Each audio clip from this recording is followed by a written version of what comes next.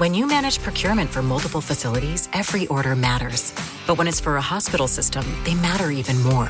Grainger gets it and knows there's no time for managing multiple suppliers and no room for shipping delays. That's why Grainger offers millions of products in fast, dependable delivery, so you can keep your facility stocked, safe, and running smoothly. Call 1-800-GRAINGER, click Grainger.com, or just stop by. Grainger, for the ones who get it done. Quick quiz. What injury law firm has been helping people in the District, Maryland, and Virginia for over 35 years? That's right. It's Greenberg and Betterman. Auto accident? Medical malpractice? Get a free consultation by visiting gblawyers.com and feel better. Ladies and gentlemen, thank you for listening. Thank you for downloading. And thank you for subscribing to the latest edition of the 12 Kyle podcast. I am your host, 12 Kyle. Check this out. On this episode, what I want to talk about is music. More specifically, the first time that you've heard a particular artist. Now, we're doing a theme now. At the time of this recording, it is the month of June. As many of you know, or maybe you don't know, June is Black Music Month. And so every episode, with the exception of Father's Day, every episode that we drop this month, it's going to be about music or albums or particular artists or album reviews, the whole nine, right? So what I wanted to do was to talk a little bit about the first time that you heard a particular artist. And it's kind of a funny way of how I came to this. Several months ago, I was riding around in the car, just doing what I do, right? And Nas came on. And a song from his most recent album, King's Disease 3. It's called The First Time. And in the song, Nas actually talks about the first time that we as fans probably heard Nas. I remember where I was the first time that I heard Nas. I remember the first song that I heard from Nas. It was Live at the Barbecue. And he had a line in there that just kind of blew me away. He said, when I was 12, I went to hell for snuffing Jesus. I was like, yo, who is this guy? And then obviously his debut album comes out, Illmatic. I'm in college at South Carolina State University, and it blew me away because I'm not that much older than Nas, right? Anyway, long story short, listening to that song had me thinking like, you know, the first time that I heard Nas. And then later on in the song, Nas talks about, you know, where he was or what he was doing when he heard some of his favorite artists, right? Yeah. First time you heard Nas, you probably heard somebody say that I pick bad beats, but I pick bad freaks. Narratives, they running with the classics, they coming with, ain't fucking with what I recorded last week. For new guys, hope this the first time you heard Nas. It's a special moment, a million reasons I wrote it. My shit'll get you rescinded, cause you can tell where my soul is. The one I'm chosen, like Bryce and Brody, they pop ball, so they had to do it. My dad did music, I had to pursue it, and spread my wings on a helipad like Troop did. The truth is, a similar thing had happened to me. I listen to Wayne, I listen to G, I listen to Dre, I listen to me. Since when did rap leave me so suspended in there? Since Kendrick entered the atmosphere, 09 I was there. A La Cienega, my nigga from LA said there's a nigga from Black Hippie. I was happy to just witness history. Like the first time I heard Slick Rick.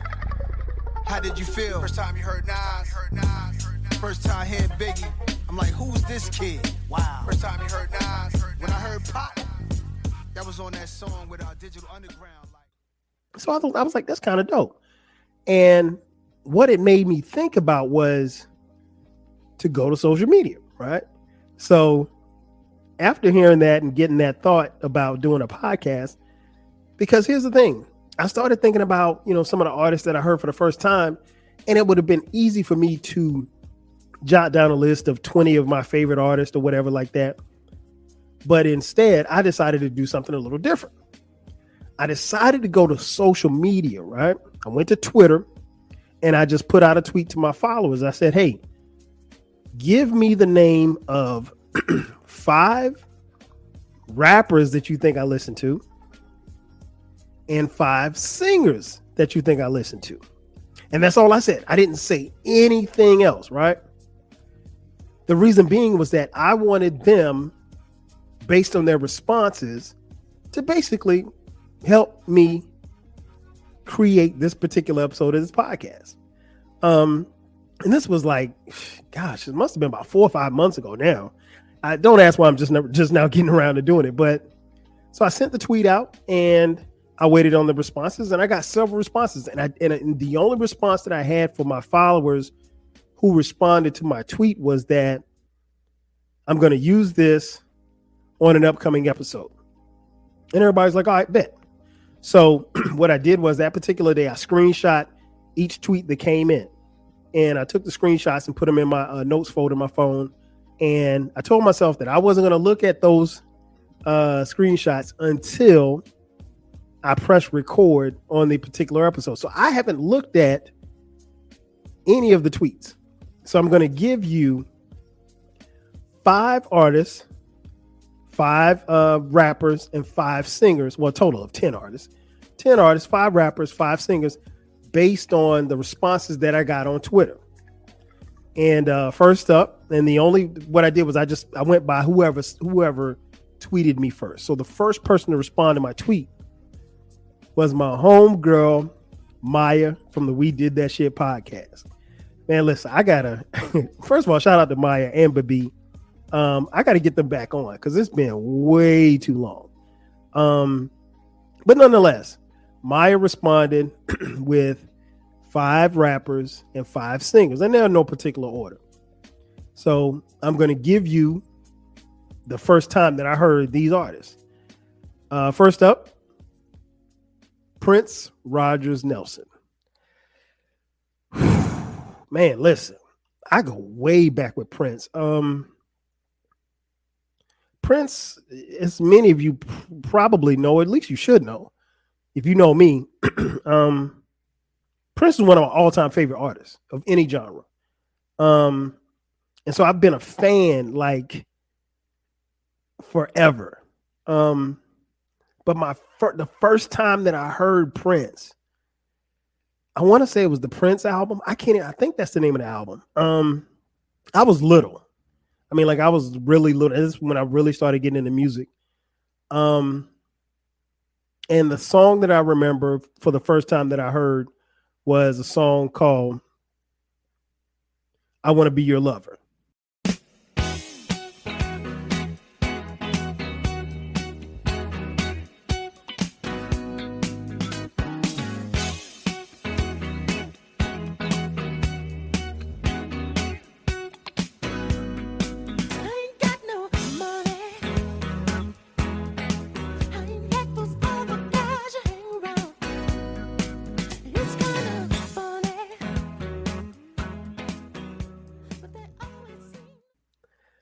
And that quickly became one of my favorite songs at the time. And I just remember just listening to it because it was the one song that I can remember from Prince that was constantly played on the radio. And that was before 1999 and Little Red Corvette. And of course, I love the song now because the song starts off with my favorite saying. The song starts off with saying, I ain't got no money.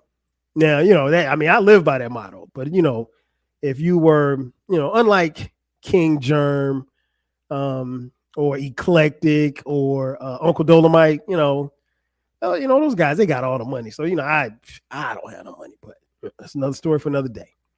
Anyway, yeah, so that was that's my guy.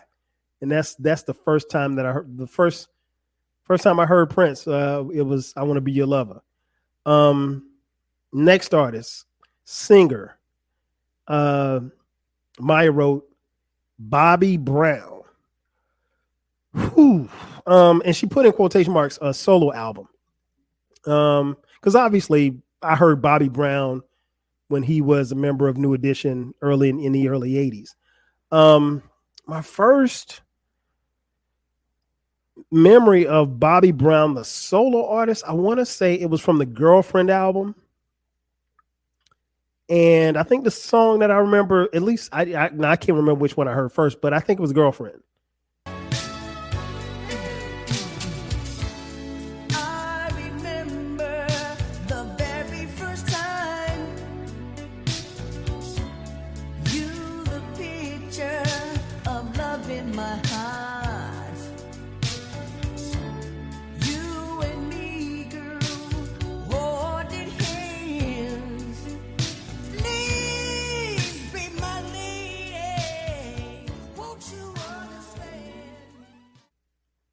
Yeah, Girlfriend. That was my joint, man. Again, that was something else that got a lot of radio play on the Quiet Storm back in the day in my hometown of Florence, South Carolina. So yeah, Bobby Brown, that's my solo. First time I heard Bobby Brown solo was the Girlfriend album. And the song was entitled Girlfriend. Next artist, Erykah Badu. Listen, I love Erykah Badu. Man, I love Erykah Badu. I go back with Erykah Badu. The first time that I heard Erykah Badu was on her first album, and I want to say it was I think I saw the video first before I heard the song on the radio or anything like that, because I remember actually buying the CD. But the first time that I heard Erykah Badu was on a song called On and On.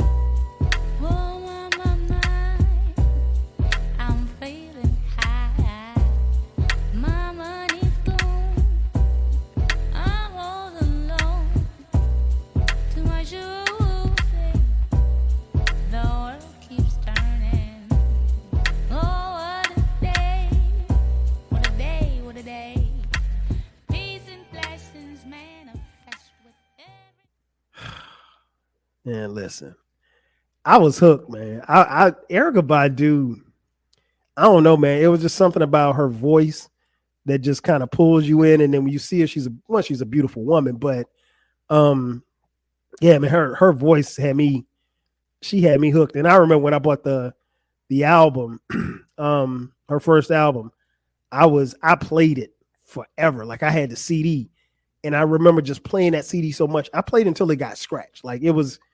I played that CD forever. And I mean, that album, both of her first two albums, crazy. Got a podcast coming up on that as well. But yeah, first time that I heard Erykah Badu was On and On.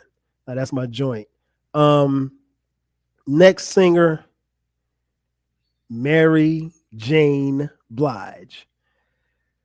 Whew. Oh man. The first time that I heard Mary J., she was actually singing background, so I'm not gonna count that. She was singing background on it was Father MC, the Father MC joint. I'll Do For You. That was the song, I'll Do For You. And I think if I'm not mistaken, she was in a video too. She had like kind of like a blonde hair with a ponytail, singing background. But my first time hearing Mary J., got to go back to her debut album, What's the 411? I want to say it was Real Love, because I think I heard Real Love before I heard the album. But definitely Real Love. Psh, that joint still bangs.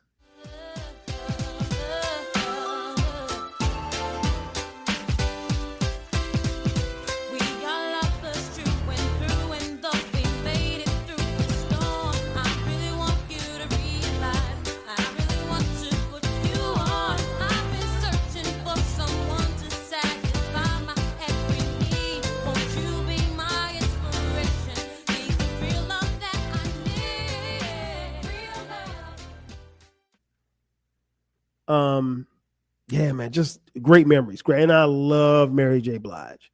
So that's what? Is that four singers? Yeah, that's four. I said Bobby, said Mary, Prince, Badu. And then the fifth singing artist that she put on the tweet was New Edition. I go way back with New Edition, like the beginning of New Edition. It was 1982, 83, something like that. The first song that I heard was Candy Girl.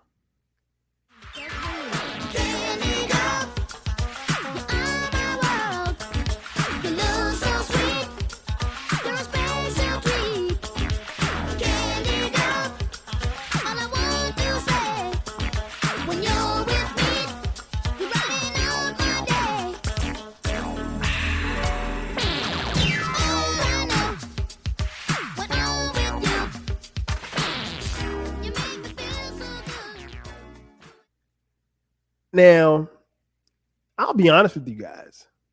And I've said this before. I'm not sure if I said it on this podcast or not, but I didn't like New Edition. Well, let me take that back. I can't say that I didn't like New Edition. I didn't like the fact that New Edition had the girls. All the girls in my class loved New Edition, and I didn't like that. I was a hater. I was a hater, man. I mean, like, it bothered me to see them getting props. And I mean, like, we didn't have the internet. You know, all you had was TV and radio. And there was a video for Candy Girl. And I remember, you know, New Edition being on the radio, and I remember New Edition being on TV a couple of times. And I remember girls in my classroom talking about how, you know, how cute they were. And I was just like, and then of course, you know, as they got bigger, you know, they were in magazines on covers and stuff like that, Right On magazine, stuff like that.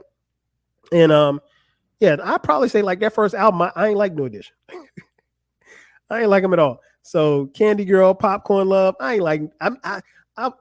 It's weird. I like the songs, but I didn't like them. I ain't like the props they was getting from the girls, man. I wanted the girls to like me. I ain't want them to like Ronnie, Bobby, Ricky, and Mike. None of them. So, you know, hating at a young age, I guess. So that's the singers that Maya listed. Now let's go to the MCs. First up, and again, in no particular order, MC Lyte. That's a good pick, Maya. MC Lyte, I definitely heard her for the first time. I remember the year. It was on her debut album, because her debut album came out in the greatest year in hip hop, 1988, right? She had a joint called Paper Thin. When you say you love me, it doesn't matter. It goes into my head as just chit chatter. You may think it's egotistical or just very free, but what you say, I take none of it seriously. And even if I did, I wouldn't tell you so. I'd let you pretend to read me, and then you'd know. Cause I hate when one attempts to analyze. In fact, I despise those who even try to look into my eyes to see what I am thinking. That dream is over, your yacht is sinking. I tell all of you, like I told all of them, what you say to me is just paper thin. Man, listen. That joint right there, man. And then when I saw the video, she had her hair like in a little bob. Man, listen. All the girls, when Lyte came out with that video, all the girls in my school wanted to rock their hair like that. Everybody couldn't, because everybody had that kind of hair. But nonetheless, it was dope, man. And I was a fan instantly, because, you know, MC Lyte at the time, she was one of the dopest female rappers, and still is, in my opinion, one of the greatest of all time. And, you know, chicks wanted to be like her, and dudes wanted to get with her. I mean, so it was, but she came off like, you know, a tomboy, but like she would bust your ass with them rhymes. And, you know, I personally, for me, that was dope. So I really kind of took to that. So yeah, Maya, MC Lyte was the first. Well, Maya wrote down MC Lyte, but that was the first time I heard MC Lyte, Paper Thin, off her debut album, Light as a Rock. Next up, Ladies Love Cool James. Man, I go way back with LL. First time I heard LL, really, if I'm being honest, the first time I heard him was in Krush Groove. In his brief cameo appearance in Krush Groove, the movie. But yeah, man, LL's my dude, man. My boy Eclectic likes to call LL the greatest of all time. He's not the greatest of all time, but he's up there. Not the GOAT. First time I heard LL, it was on the first album. His first album, Radio. What was the first song?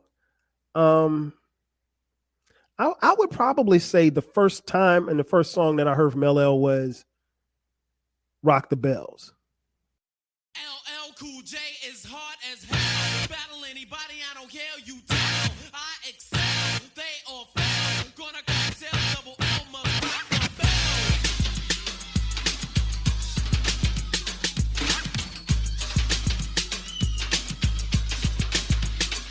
I've been waiting and debating for oh so long, just starving like Marvin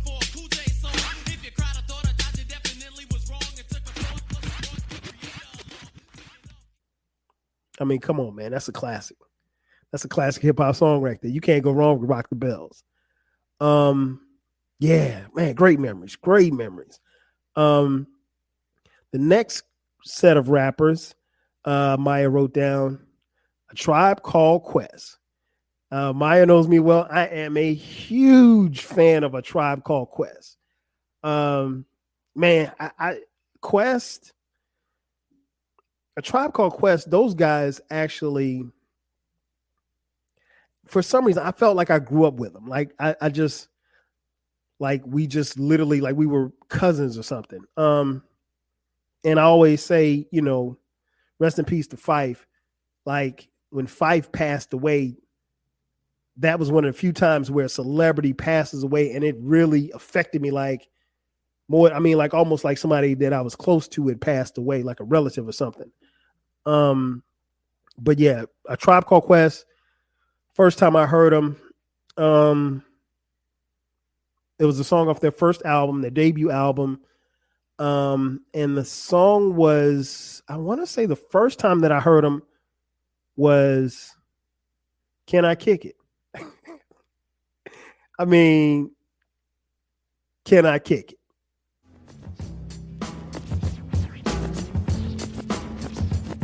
Can I kick it? Can I kick it? Can I kick it?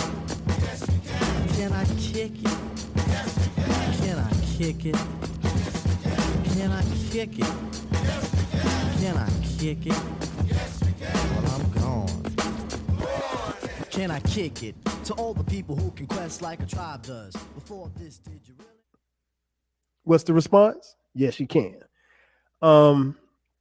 Yeah, man, that joint, I still, to this day, and it's always a good feeling to hear those songs because like it just brings back memories of me being in the hallway at school and walking around with my headphones on, or, you know, after school, at the crib, you know, doing homework, listening to music.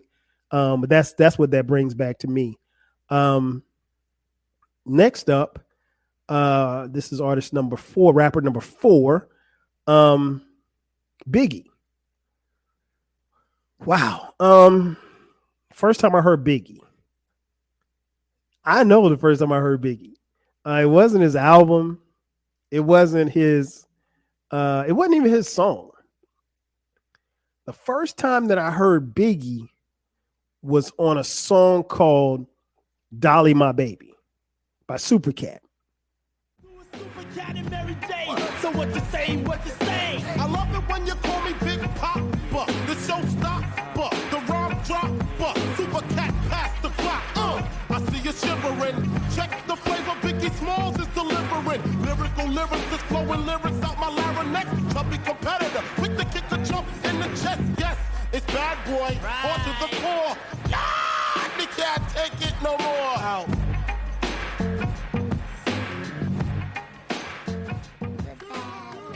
I'm a bad boy. I'm a bad boy.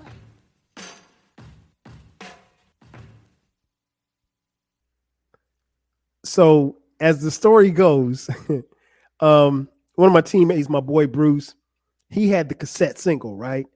And he's like, yo, dog, check this out. And he gave me the tape. So I put the tape in and I listened to it and I heard, you know, and I don't know none of these rappers who were rapping. Puff rapped on it. I knew who Supercat was, right?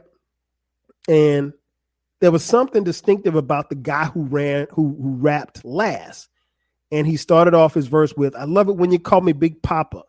And I was like, okay, this dude is different. And I just kept rewinding the tape and listening and listening and listening. And I kept going back to the guy who rapped last. Now, on the cassette single, it doesn't say who it is. So I didn't know who he was. I know what he looked like because there was a video subsequently that came out after that. But initially, I think probably the first month or so that I had been listening to it, I didn't know who that guy was. And then, you know, somebody said it was Biggie Smalls, whatever. But long story short, so Bruce gives me the tape, and we were going to a game against, I think we were playing Newberry College that weekend. And we were going to Newberry, and I told him I'd give it back to him when we got back to the dorm. Well, we got back to the dorm, and I never gave him back his tape. So I saw him at practice a couple of days later, and Bruce was like, yo, man, you got my tape? I was like, yo, yeah, it's in the dorm. I was lying. It was in my locker. And then so He came by the door. He's like, man, he's like, man, you got my tape? I was like, oh man, it's at the locker room. And I lied to him. I like, man, me and Bruce are still, we're friends, we're boys. This is my boy. I lied to him for like 2 months, and I couldn't part ways with that tape. And it was only the single, but I used to play it every day, man. Biggie, he had me hooked. He had me hooked from that one verse, and been a fan ever since. And last but not least, Maya wrote down Outkast. Wow. Outkast, huge fan. Again, Maya knows me well. Huge fan of Outkast. First time I heard Cass was Players Ball. It's beginning to look a lot like wood. Follow my every step. Take notes on how I crept. I was about to go in depth. This is the way I greet my season. Here's my ghetto rep. I kept, to say the least, no, it can't cease. So I begin to piece my 2 and 2 together. Got no snowy weather. Have to find something to do better. Bet I said some time, so shut up that. Nonsense about some solid. I got sick crock if it ain't real, ain't right. I'm like, no matter what the season, forever chill with Smith. I said my fifth. I chill with West and got my reason. So tell me, what did you expect? You thought I'd break my I don't even think the album hadn't even come out yet. Players Ball was on like a mixtape or something that I heard in college. And I heard it, their album actually came out right before Freaknik. And but Players Ball, I mean, like it blew up. It was on I want to say it was on LaFace's Christmas album or something like that. And yeah, it just blew up on my campus because, like, one, these dudes were from the South. They could rap their ass off. They look like us. They dress like us. They walk like us. They talk like us. And I just became a fan. I wasn't even living in Atlanta at the time. I was still in college. And Outkast just represented, man, like unlike any other. And me and my friends, we took a strong liking to him. And, you know, the rest, they say, is history. But yeah, it's funny. And again, I got to thank Maya for providing these 10 artists. And program note, if you look at the cover of this cover art of this, you see a kid with headphones on. That's not me. I'm sure you probably saw it and thought it was me, but no, that's not me. That is my youngest son, Brandon, who looks a little like me, just a little. But yeah, I took that picture when he was like 5 or 6. We were in Best Buy one day, and I thought after, you know, deciding this topic, I was like, you know, that'd be a great dope cover art. So yeah, I wanted to use that for this. But gotta thank Maya and everybody else who sent in their tweets. I tell you what, I've got enough tweets to make a couple more podcasts.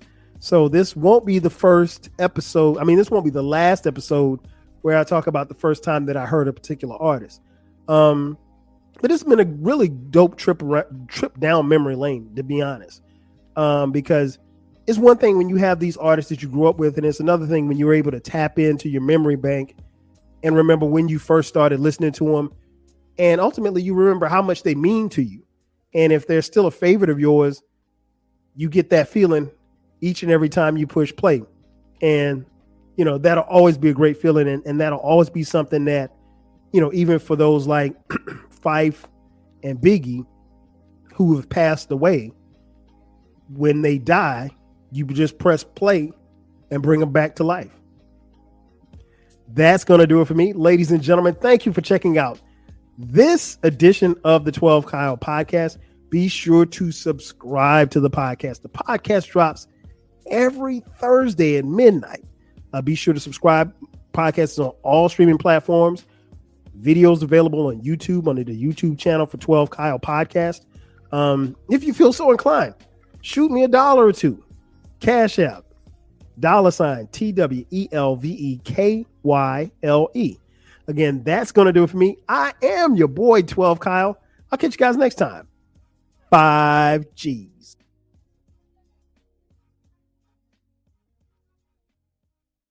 With the American Express Platinum Card, you can access over $3,500 in annual value with benefits and eligible purchases across travel, entertainment, and more. There's nothing like Platinum. Learn more at americanexpress.com/explore-platinum. Enrollment requirements, monthly and other limits and terms apply. Today's tip from the injury law firm Greenberg and Betterman. Too many pedestrians lose themselves in their phones and have accidents when they walk. So don't do it.